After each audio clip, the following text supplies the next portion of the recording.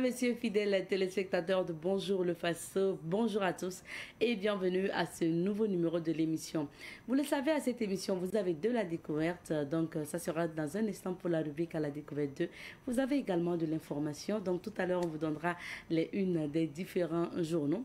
Et puis vous avez bien sûr la découverte aussi à travers donc les initiatives de nos invités, leurs activités et autres. Et aujourd'hui, on va recevoir un panafricaniste justement qui était au Burkina Faso pour organiser une activité. Donc, on va discuter de tout ça. On parlera donc de l'inauguration du mausolée Thomas Sankara, puisqu'il y était. On parlera aussi de l'africanité. On parlera aussi du panafricanisme. Ça sera dans la rubrique invité du jour. Et plus tard, on va recevoir celui-là qu'on peut considérer comme un artiste dont on ne parle plus tellement. Il s'agit de Basta Genga, qui a fait quand même donc les temps forts du rap burkinabé à une époque. Il sera là parce qu'il a un concert. Rassurez-vous, il chante toujours, sinon il fait du rap toujours. Et on va le recevoir sur ce plateau donc pour discuter de son concert à venir. Madame, Messieurs, fidèles téléspectateurs, nous sommes ensemble jusqu'à 9h00. Alors, ne zappez surtout pas. Bonjour encore et bienvenue à Bonjour le Faso. Nous démarrons notre aventure pour la découverte 2 et on y va pour le jingle et on revient. La rubrique à la découverte de cette semaine, on a décidé de vous parler d'un verger donc de karité. Verger de karité qui est situé donc à Barma, c'est à Laye. C'est une commune donc Laye, c'est une commune située à environ 27 km donc de Ouagadougou. Et puis nous avons le plaisir aujourd'hui d'écouter le témoignage de celui-là qui est allé à la rencontre du propriétaire du verger. Alors, il faut dire que le propriétaire du verger, c'est M. Éloi Marie Théodore Kaboré, qui a décidé de faire un verger de karité à Barma, à Laye. Et M. David Desmaisons-Nébier a décidé, lui, journaliste, donc, et directeur de publication du journal en ligne Le Furteur.net, Point Info, du moins, ça a décidé justement d'aller à la rencontre donc de Monsieur Kaboré, et c'est lui qui a fait le témoignage que nous avons diffusé hier. Aujourd'hui, nous avons décidé de lui donner la parole pour qu'il puisse nous dire pourquoi et comment il a fait la rencontre de Monsieur Kaboré, et puis ce qu'il retient donc après ce travail de découverte, de mise en lumière donc de ce champ de karité. On va écouter Monsieur David Desmaisons-Nébier et puis on revient. Je considère le karité comme le caféier, le cacaoyer, le palmier à huile, l'EVA de la Côte d'Ivoire. Donc je me dis que le karité, si vraiment on met l'accent sur le karité, ça pourrait remplacer aussi, ça pourrait être le caféier et le cacaoyer du Burkina Faso, comme dans les autres pays. Et vous voyez que ces fruits arrivent en maturité en mai. Nous sommes déjà en hivernage et ces fruits sont déjà presque en maturité. Lorsqu'on va commencer à faire les labours de nos champs, les karités sont déjà prêts. C'est-à-dire on mange ces fruits pour juste à cause de la faim pour pouvoir tirer bien la daba. Ça nous permet aussi de faire du beurre de karité, etc. Donc le karité est tellement riche, il faut continuer à faire la promotion du karité. Pourquoi ne pas décréter même une journée du karité au Burkina Faso pour donner encore de l'ampleur à cet arbre. C'est lors du FESPACO 2025.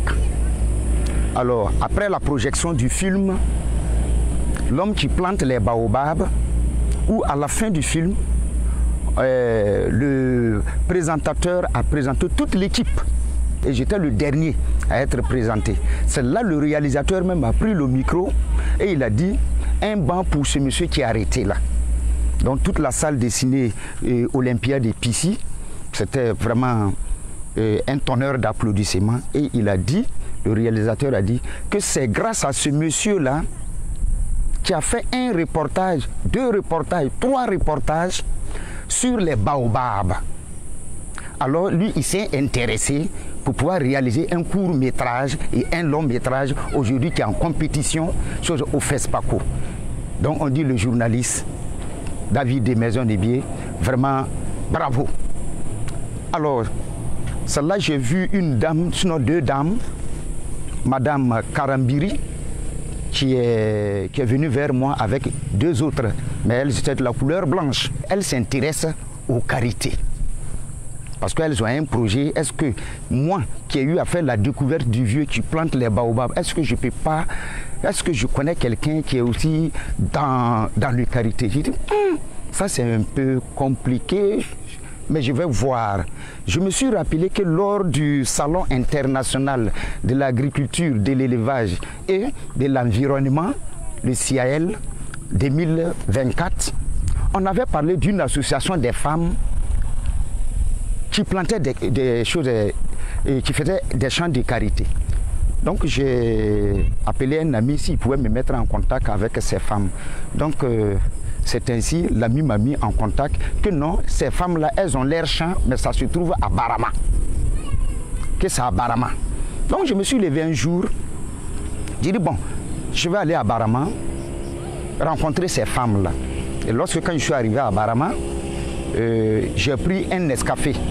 Le kiosque dans lequel j'étais assis, où j'ai pris mon Nescafé, puisque je ne connais pas l'endroit où les femmes là ont leur champ de karité. Donc j'ai demandé au propriétaire du kiosque, est-ce qu'il peut me situer l'endroit où les femmes qui plantent les karités se trouvent. Ça dit, bon, le monsieur m'a dit que lui, à sa grande connaissance, lui ne connaît pas quelqu'un, des femmes qui plantent du karité ici à Barama. Mais par contre, lui, il connaît un monsieur qui a 3,18 hectares qu'il essaie de planter du karité. Donc j'ai dit que non. Moi, on m'a dit que c'est des femmes. Là, lui aussi, il dit que non, lui, ici à Barama, il n'y a pas de femmes qui ont un champ de karité. J'ai dit ok. Donc, mets-moi en contact avec ce monsieur-là. Cela, il a écrit le numéro, me donner.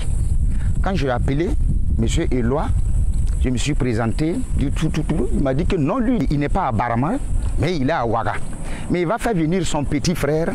Si c'est pour visiter son champ, je vais aller visiter son champ. Donc, son petit frère est venu, c'est un VDP. Il est venu me chercher au bord du goudron. Et nous sommes allés dans son verger. Alors, étant même sur son site, il est venu nous trouver sur son site. Il plante les karités, mais grâce à une femme de l'action Femmes 2000, association Femmes 2000. Cette association-là l'épaule pour planter des karités. J'ai dit ok. Donc c'est comme ça, nous avons discuté. Je suis reparti à Ouagadougou. J'ai appelé Madame Karambiri. J'ai dit, Madame Karambiri, ce ne sont pas des femmes qui plantent du karité. Mais c'est un homme qui plante du karité. Mais elles n'ont pas trouvé ça un problème. Elles ont dit que bon, donc on va aller le voir, on va aller causer avec lui. C'est ainsi, j'ai envoyé cette équipe-là, là-bas. Nous avons causé avec Marie-Éloi et Théodore. Il nous a parlé du karité. Alors, il a un champ de karité. Quand tu arrives, c'est impressionnant. En saison pluvieuse, mais en saison sèche, c'est pas facile pour lui. Tu as besoin vraiment de fourrage pour pouvoir mener ses activités sur son site. C'est un arbre qui est protégé au Burkina Faso. On devrait toujours continuer à faire la promotion du karité. Et même pourquoi ne pas prendre l'exemple de Éloi Marie et Théodore Kaboré de Barama, faire un champ de karité. C'est possible de faire un champ de karité au Burkina. Vous écoutiez à l'instant M. David de Maison-Nébier, qui est journaliste, et c'est celui-là qui a justement aussi fait un reportage sur l'homme de Barma, à Laï, qui a un verger donc de 3,18 hectares au niveau donc de Barma et qui a planté des karités. Donc nous avons décidé de découvrir ce verger donc de Barma à Laï, et c'est quoi de plus normal que de tendre le micro à monsieur David de Maison-Nébier qui a justement qui est allé à la rencontre de ce monsieur là pour nous. Donc merci à lui, et on dit merci aussi à Samuel Moko qui nous a ramené justement le témoignage de monsieur David de Maison-Nébier. Pour la suite de l'émission, on va marquer une petite pause, le temps d'installer Alphonse Ouedraogo pour la revue de presse. Et ce matin, c'est Alphonse Ouedraogo que nous retrouvons. Bonjour et bienvenue. Bonjour à vous, Madame Nkema. Bonjour à toutes et à tous. On va découvrir les titres des journaux. Oui, et c'est avec Sidoya que nous commençons. Et le Sidoya, dans sa parution du jour, affiche ce matin gratuité des soins, des recommandations pour une amélioration du financement. Tabaski, l'animal que l'on veut égorger doit être licite, prévient Ismaël Tendrebego, imam. Toujours avec Sidoya, on peut lire 11e congrès de la Shogob. Ce sont donc les gynécologues, un engagement renouvelé pour la réduction de la mortalité maternelle et néonatale. Assouplissement des conditions de financement de l'économie dans l'UMOA. La BCAO baisse ses taux directeurs de 25 points de base. Lutte contre le paludisme. Target malaria met les enfants en action à Karangasso Sambla. Conseil des ministres, 742 880 candidats aux examens scolaires session 2025, écrit Sidoya. Le journal Le Quotidien à sa une ce matin, on peut lire gratuité des soins au Burkina, une promesse sociale sous contrainte budgétaire. Infrastructure routière, 133,6 km de route bitumée dans la Boko du Monde, le sud-ouest et les Hauts-Bassins. Lutte contre les hémorragies post-partum. La SOGOB plaide pour l'introduction de produits innovants dans les formations sanitaires. Présidentielle 2025 en Côte d'Ivoire. Laurent Gbagbo, Guillaume Soro, Blé Goudé et Tigantiam exclus de la liste électorale définitive, écrit le journal Le Quotidien. Le quotidien bogolais, l'Express du Faso, lui, à sa une ce matin, nous parle de l'interdiction de l'importation de la pomme de terre et affiche donc des propos des vendeurs de pommes de terre qui disent ceci: mes pommes de terre ont été bloquées à la frontière du Mali. Autant le dire, dans cette rubrique, le journal écrit Tabaski, on va encore prier pour la paix et la sécurité, alors que, donc, à lire à la page 2. Commune de Bogo-Dioulasso, le personnel affirme son engagement à servir la patrie. Orodara, beaucoup vont avoir le BPC ici cette année, écrit le journal. Au palais de justice, à cause de 2000 francs, il se retrouve en prison, écrit l'Express du Faso. Le journal L'Observateur Palga, dans sa parution du jour, affiche tombola pour offrir des moutons à la Tabaski. L'animal n'est pas halal pour l'immolation, écrit, déclare donc Inuhun Bakayoko, imam de Serfi. Conseil des ministres, Adama Jean-Yves Béré, nouveau gouverneur du centre-ouest. Complicité de faux en écriture publique, de la prison avec sursis et une amende ferme requis contre un entrepreneur. Liste électorale définitive ivoirienne. Que vont faire maintenant les ex-communiés de la présidentielle, s'interroge l'Observateur Palga. Avec l'Observateur Palga toujours, on peut lire suspension de l'importation de la pomme de terre. La brigade mobile veille au grain. Mortalité maternelle au Burkina. Plaidoyer de la Shogob pour stopper l'hémorragie. Construction de la cité écologique de Sissé 2020. La Sonature au cœur de la promotion immobilière. Le journal Le Pays, dans sa parution du jour, affiche Tabaski 2025 au Burkina. Le sacrifice nous apprend aussi la notion de renoncement personnel. C'est donc une déclaration de Nuhun Bakayoko, imam du Serfi. Car le contexte oblige à la sobriété, c'est-à-dire aussi à la page 5 du journal Le Pays.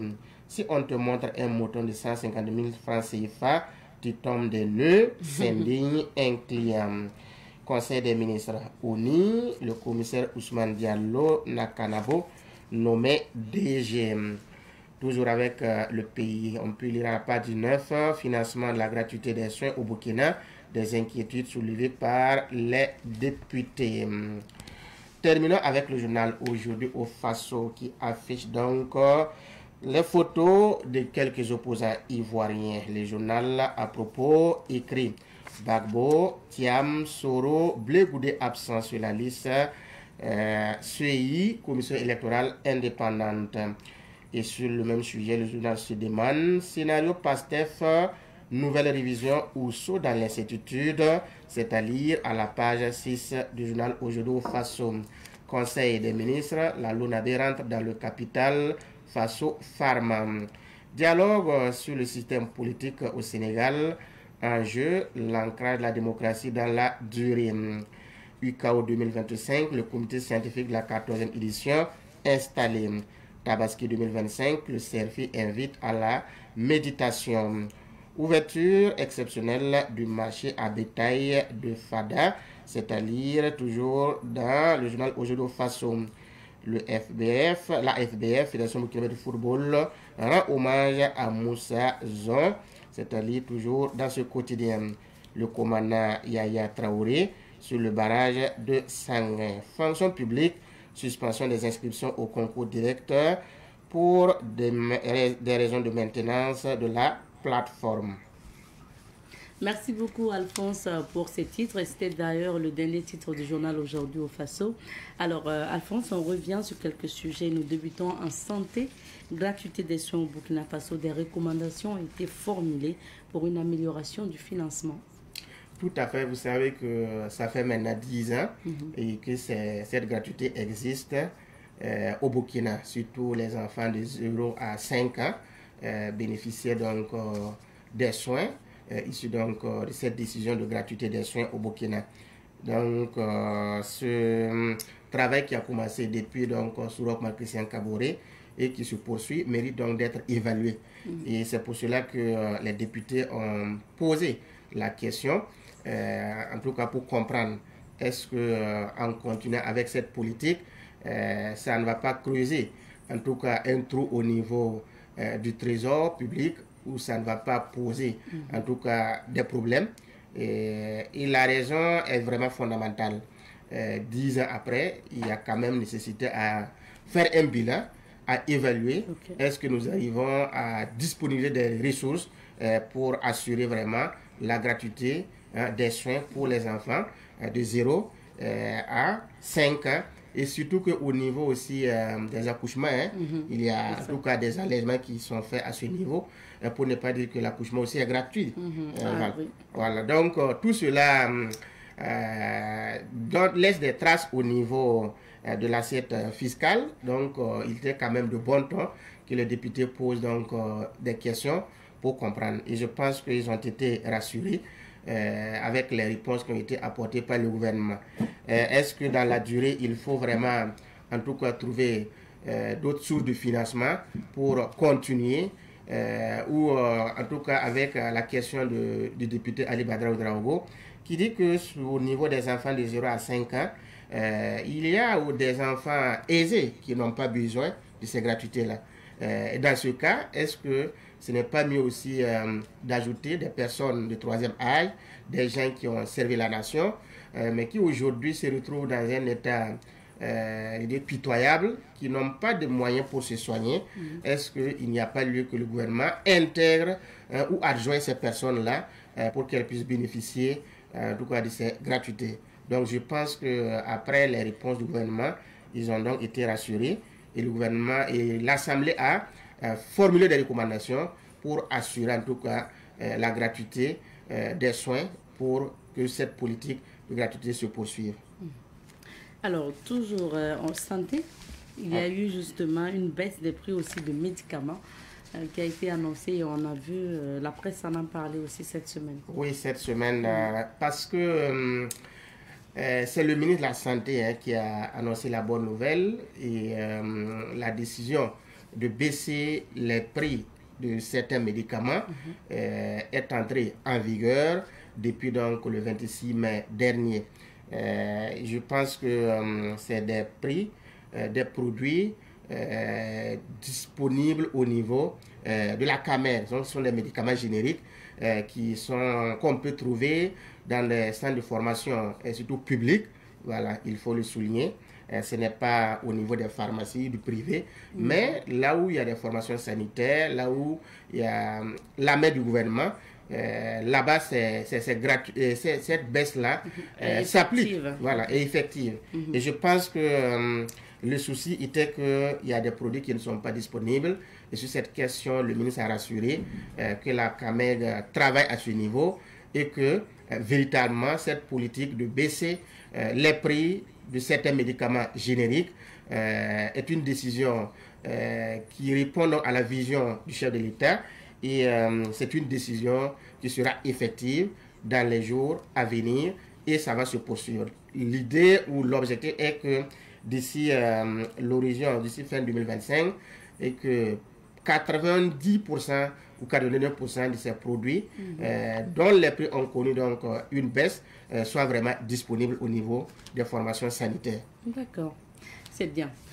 Alors, ça l'aide vraiment bien si on arrivait. C'est vrai qu'il y a des lois souvent pour la réglementation des prix même des produits, même dans les pharmacies privées, dans les pharmacies. Oui. Mais si on pouvait vraiment avoir encore plus de contrôle, parce qu'on remarque même, même souvent pour le petit produit qu'on a l'habitude de prendre au quotidien pour des maux de tête, comme je ne vais pas citer, tu vas voir que les prix diffèrent d'une pharmacie à une autre. Oui, et sur cette question, vraiment... oui, le ministre en a parlé. Il a dit que les acteurs sont en pourparlers, voilà, avec les pharmaciens, et que dans les jours, dans les mois à venir, il y aura donc en tout cas une conclusion, une entente sera trouvée. Est-ce que la baisse des prix de ces produits génériques qui sont souvent aussi vendus en pharmacie. Oui, vendus en pharmacie. Est-ce qu'il faut étendre cela au niveau des pharmacies? Je pense que c'est à l'issue des discussions qu'on pourra vraiment avoir la bonne nouvelle. Mais ce qu'il faut aussi relever, c'est que le gouvernement a fait tellement des efforts depuis l'année passée jusqu'à aujourd'hui, parce que quand vous prenez au niveau des dialyses, il y a eu une subvention du gouvernement qui fait que ce n'est plus comme avant. Les gens avaient la difficulté de commencer même le traitement. Parce qu'il y avait la caution. Oui, la caution qu'il fallait donc déposer.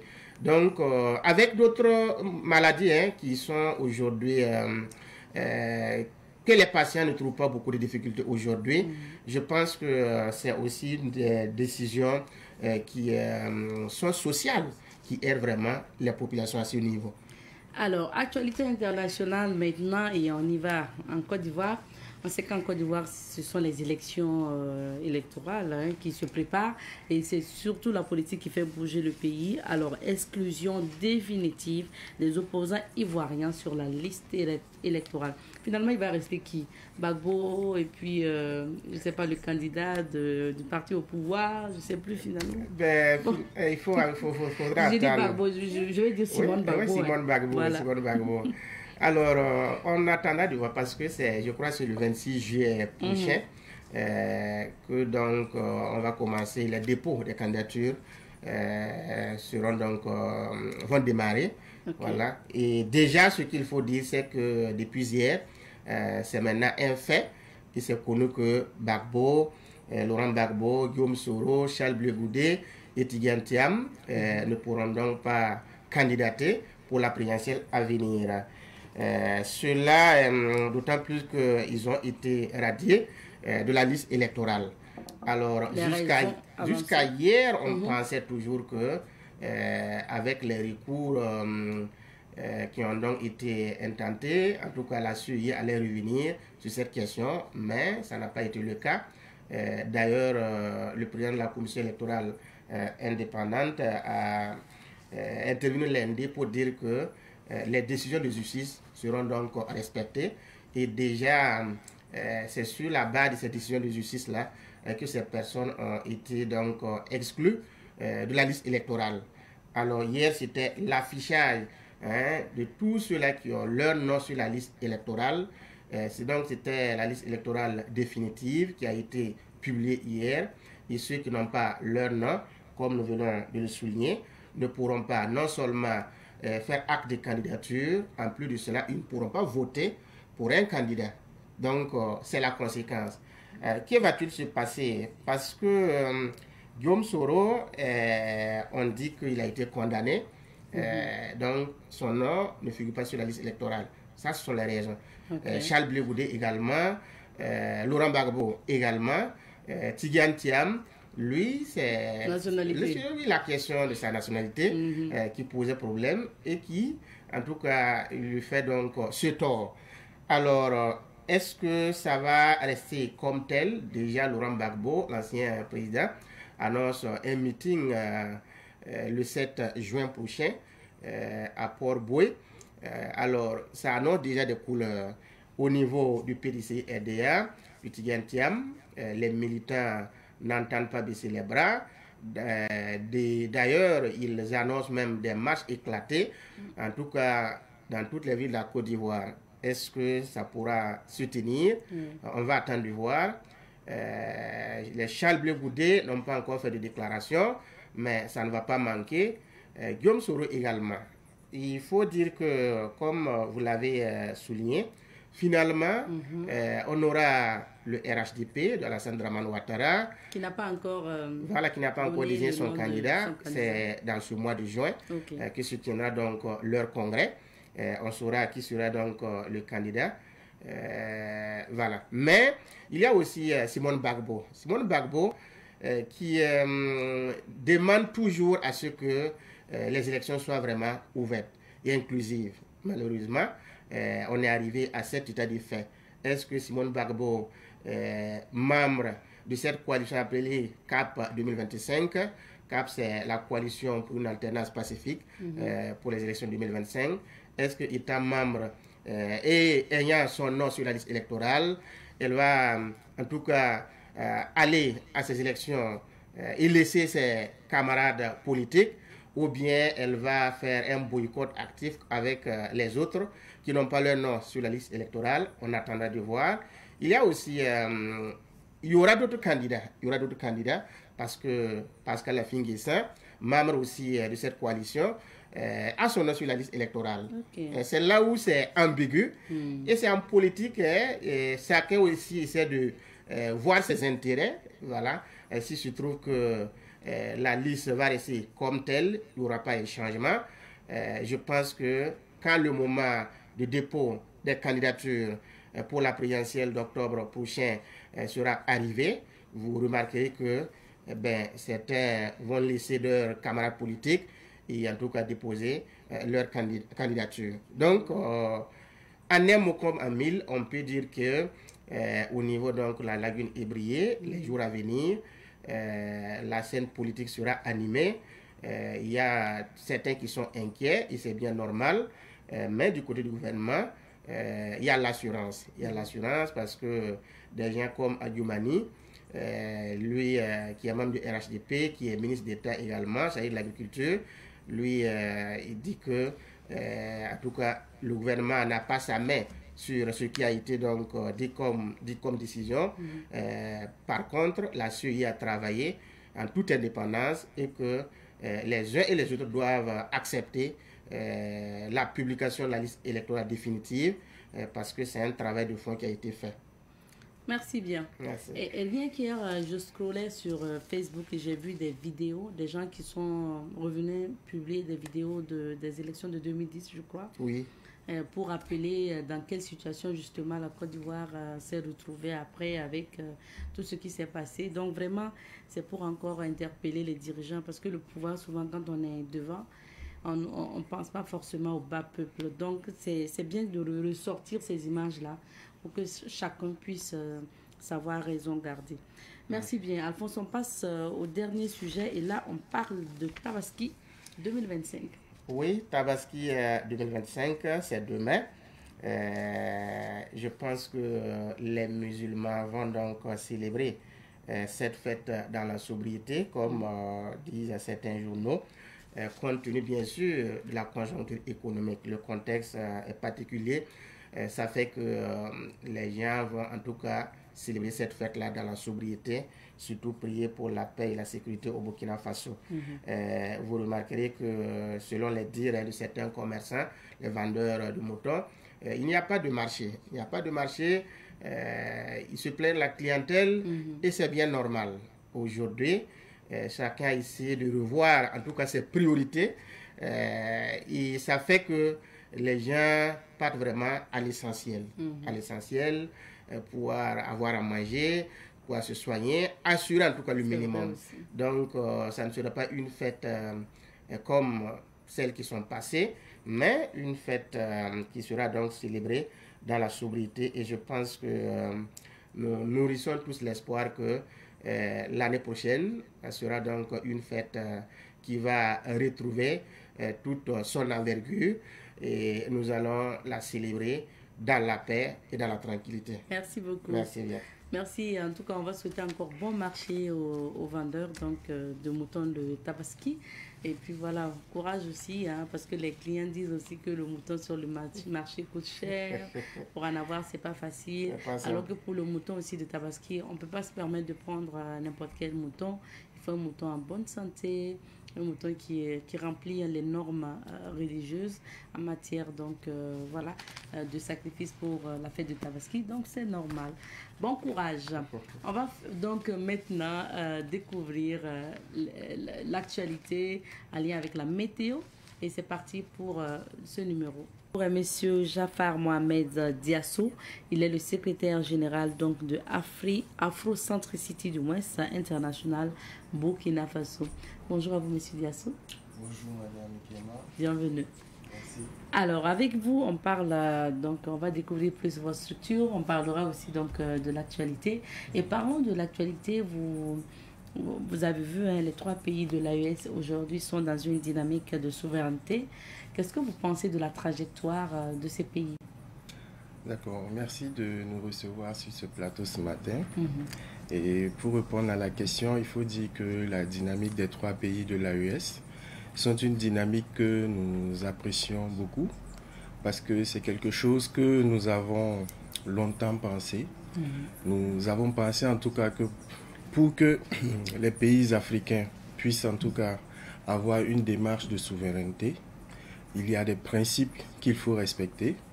Et ces principes, déjà, les premiers principes, c'est la réciprocité, si on peut le dire. Et ensuite, c'est la valorisation de tout ce qui est africain. Et vous voyez, avec la dynamique aujourd'hui, on met beaucoup en valeur notre contexte et le fait surtout de penser par nous-mêmes et pour nous-mêmes. C'est une démarche, en tout cas, qui se distingue par rapport à celle que nous avons vécue jusqu'à présent, qui, dans un esprit, c'est toujours l'assistanat, la mentalité de coopération et j'allais dire en tout cas une coopération qui n'est pas équilibrée. Donc en tout cas, nous apprécions la démarche des 3 pays de l'AES parce que ce sont des pays qui se font respecter actuellement sur le plan national et aussi sur le plan international. Et aujourd'hui, justement, hein, donc, quand vous parlez aussi surtout de panafricanisme, on a un président qui prône la souveraineté, donc au niveau de Burkina Faso, qui se matérialise d'ailleurs hein, par notamment l'inauguration des usines que vous voyez, les poses de première pierre qu'on voit également, et surtout aussi la construction à travers les routes. On voit les efforts aussi, compter sur soi-même, donc l'offensive agricole, et bien sûr le fonds de soutien aussi patriotique qui vise aussi à financer donc notamment la lutte contre le terrorisme par nos propres moyens et tout ça. Ce sont des actions qui prouvent que la souveraineté est en marche. Et est-ce que vous êtes justement sur la même ligne avec les autorités par rapport à tout ça? Tout à fait. Tout à fait. Il faut dire que c'est des choses qui étaient faites avant, mais avec la dynamique du gouvernement actuel, nous sentons plus d'engagement, plus de sérieux et plus, nous allons dire plus de mobilisation des ressources. Voilà. Ces dernières années, en tout cas, le Burkina Faso investit beaucoup et davantage dans des secteurs, en tout cas, qui pourraient nous permettre d'être indépendants et sur le plan de la souveraineté. Et vous avez parlé de l'initiative agro-silvopastorale, qui est une initiative qui fait partie de la première démarche, en tout cas, de la souveraineté, parce qu'un peuple doit se nourrir d'abord et très bien manger avant de pouvoir, en tout cas, s'affronter sur d'autres combats. Et pour faire un peu, j'allais dire, ouvrir une parenthèse, quand on voit l'homosexualité aujourd'hui en Occident, on dit que c'est parce qu'ils ont bien mangé qu'ils le font comme ça.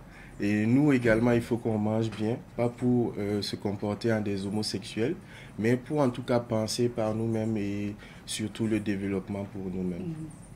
Alors, on ne peut vous recevoir sans parler donc de Thomas Sankara avec le mémorial parce que justement, vous y tenez des activités, vous y allez et vous avez assisté aussi à l'inauguration donc du mausolée. Qu'est-ce que vous pensez justement du mémorial, des idées et des idéologies véhiculées et surtout du message aussi fort envoyé par donc les autorités actuelles avec tout ce qui se passe avec Thomas Sankara? D'accord. Il faut dire que c'est l'idée du mémorial aujourd'hui qui n'est plus une idée, qui est une réalisation. C'est ça. C'est un principe en tout cas qui montre, j'allais dire, la valorisation de nos présidents qui ont toujours voulu une dynamique de souveraineté.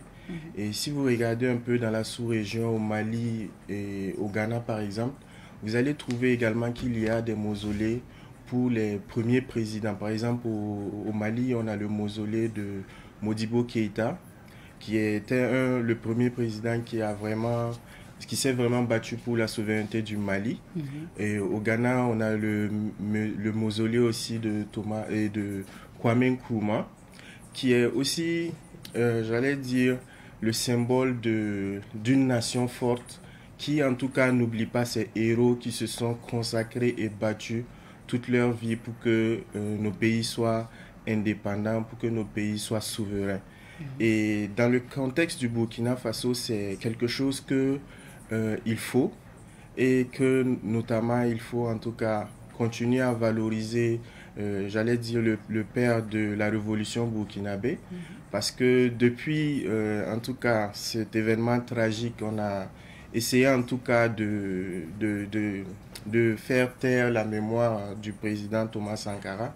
Mais aujourd'hui, c'est une restitution historique et aussi à la fois culturelle, parce que pour toutes les personnes qui vont grandir au Burkina Faso, qui viendront visiter le Burkina Faso, pourront prendre conscience que le père de la révolution a vraiment contribué à l'évolution du pays et surtout à se faire respecter sur la scène internationale.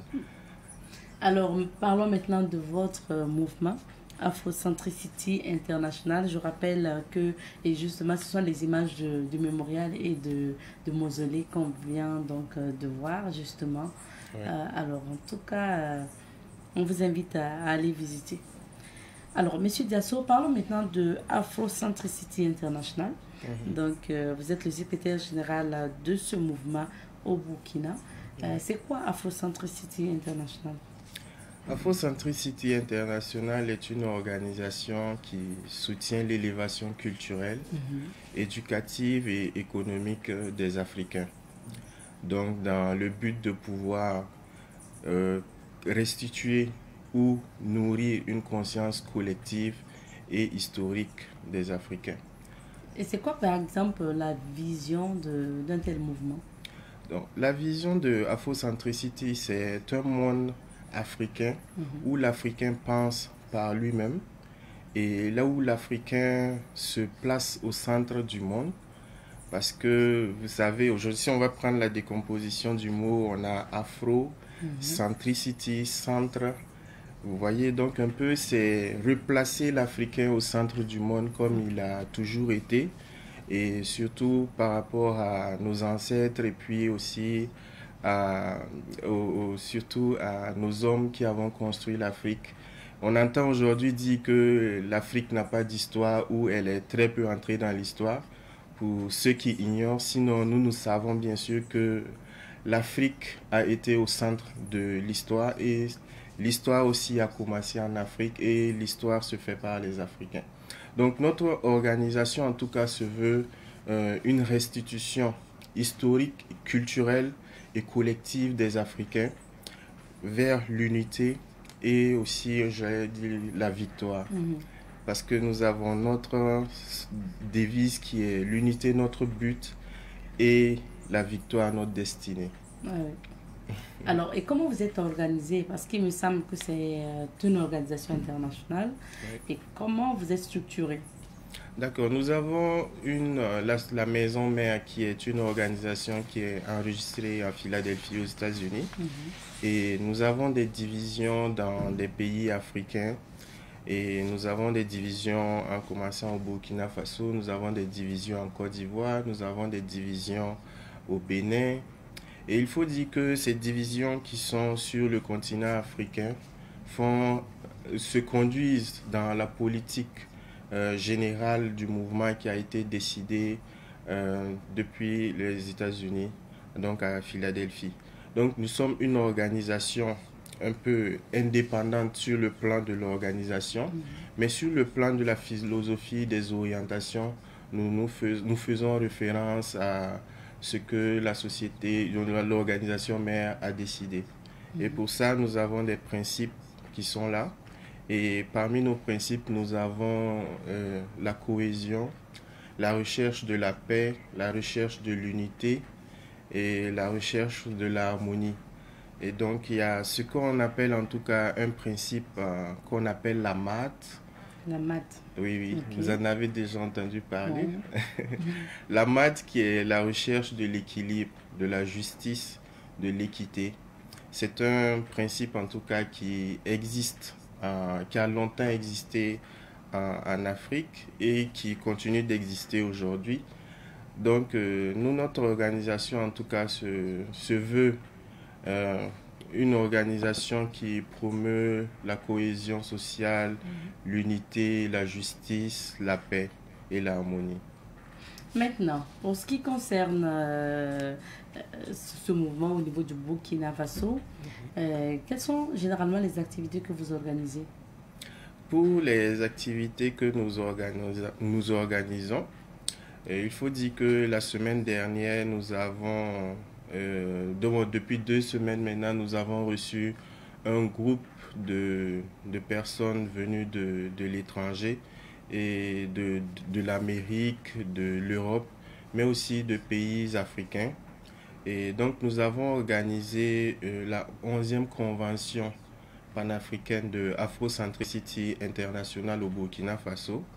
Et donc nous avons réussi à unir des Africains venus de la diaspora et du continent à discuter, à réfléchir ensemble sur les voies que les pays africains peuvent adopter, en tout cas pour renforcer la démarche de souveraineté.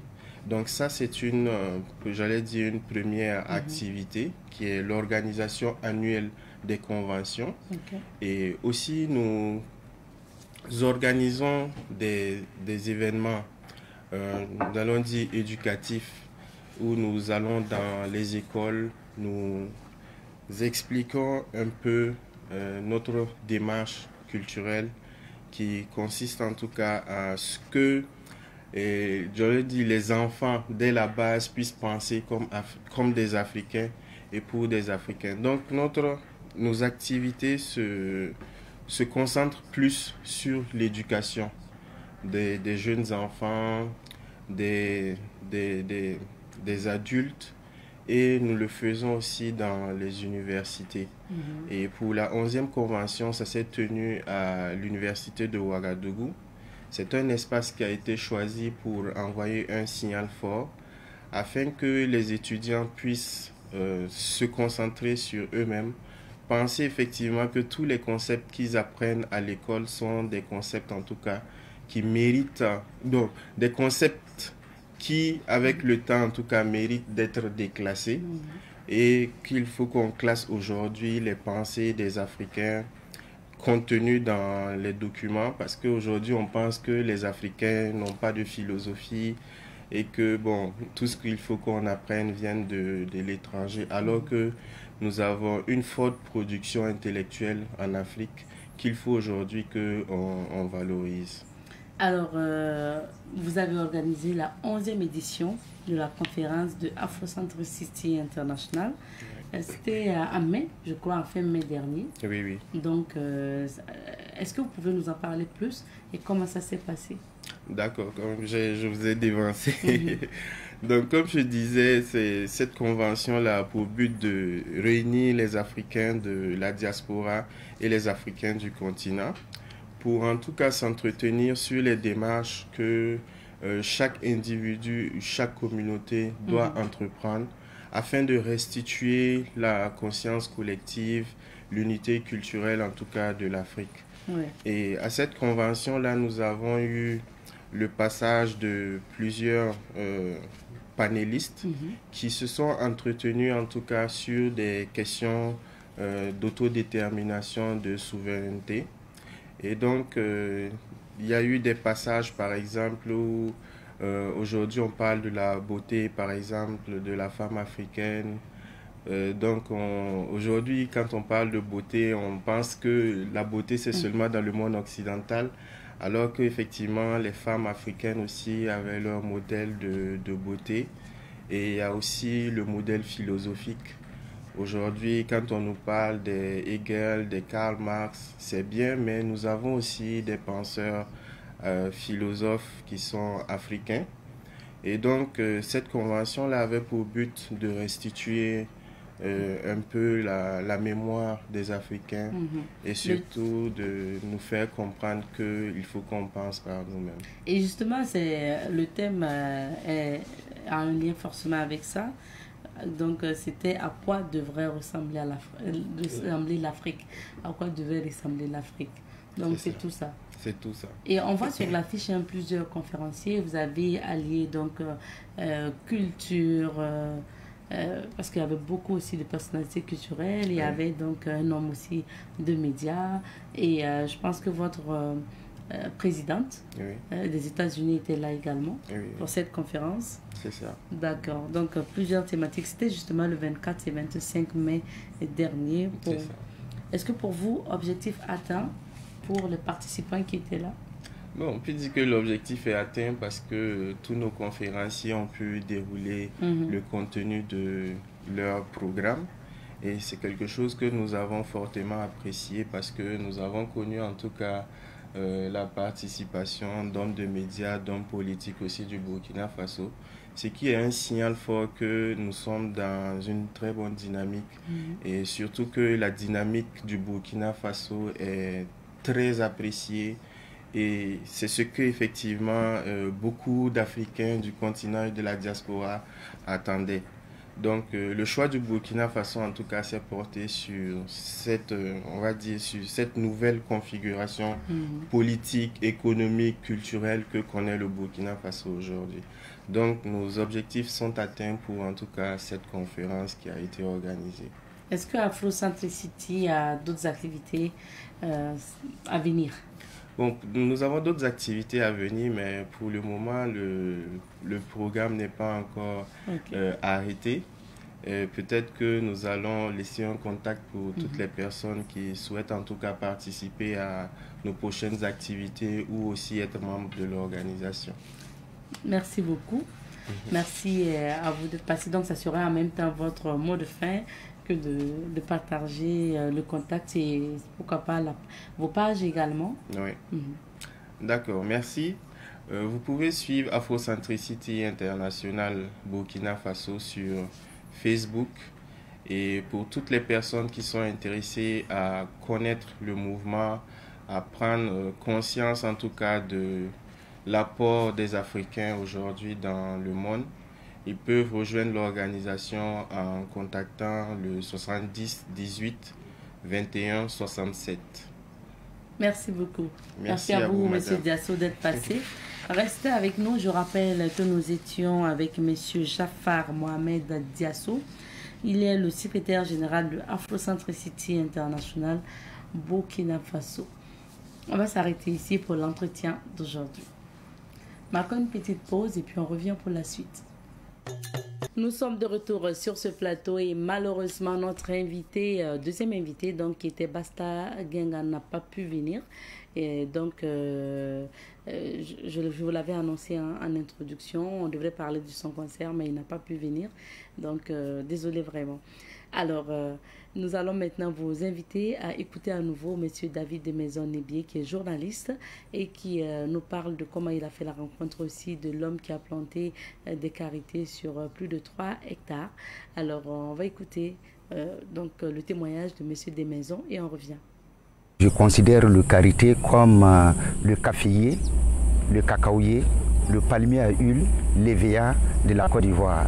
Donc je me dis que le karité, si vraiment on met l'accent sur le karité, ça pourrait remplacer aussi, ça pourrait être le caféier et le cacaoyer du Burkina Faso, comme dans les autres pays.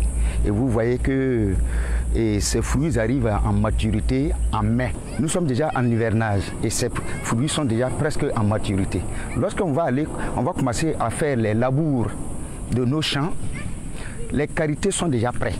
C'est-à-dire on mange ces fruits pour juste à cause de la faim, pour pouvoir tirer bien la daba. Ça nous permet aussi de faire du beurre de karité, etc.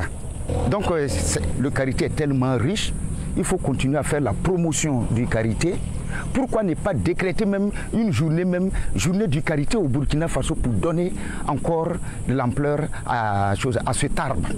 C'est lors du FESPACO 2025.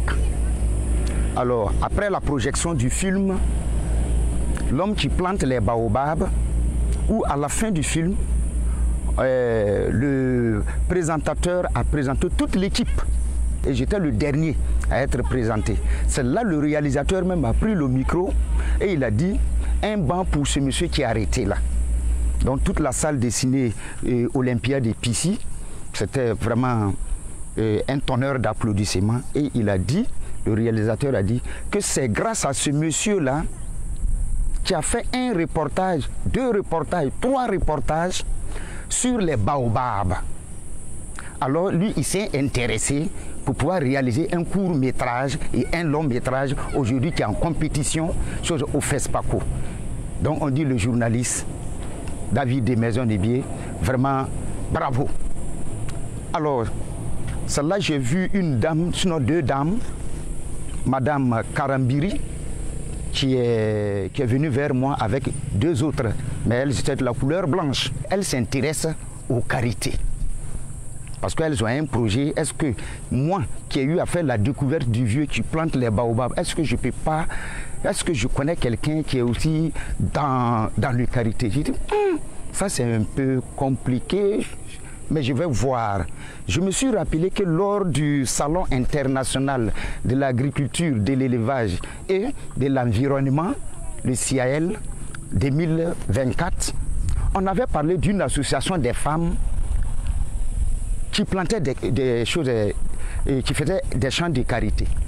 Donc j'ai appelé un ami s'il pouvait me mettre en contact avec ces femmes.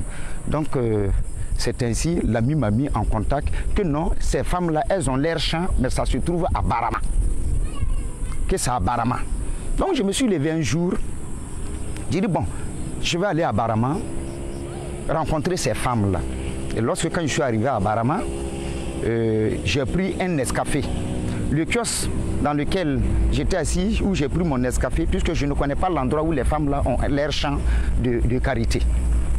Donc j'ai demandé au propriétaire du kiosque, est-ce qu'il peut me situer l'endroit où les femmes qui plantent les karités se trouvent. Bon, le monsieur m'a dit que lui, à sa grande connaissance, lui ne connaît pas quelqu'un, des femmes qui plantent du karité ici à Barama.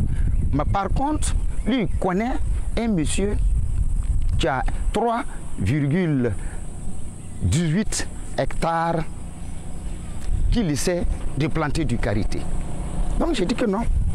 Moi, on m'a dit que c'est des femmes. Non, lui aussi, il dit que non. Lui, ici, à Barama, il n'y a pas de femmes qui ont un champ de karité. J'ai dit, ok. Donc, mets-moi en contact avec ce monsieur-là. C'est là il a écrit le numéro, me donner. Quand je l'ai appelé, monsieur Éloi, je me suis présenté, il m'a dit que non, lui, il n'est pas à Barama, mais il est à Ouaga. Mais il va faire venir son petit frère. Si c'est pour visiter son champ, je vais aller visiter son champ. Donc, son petit frère est venu, c'est un VDP. Il est venu me chercher au bord du goudron. et nous sommes allés dans son verger.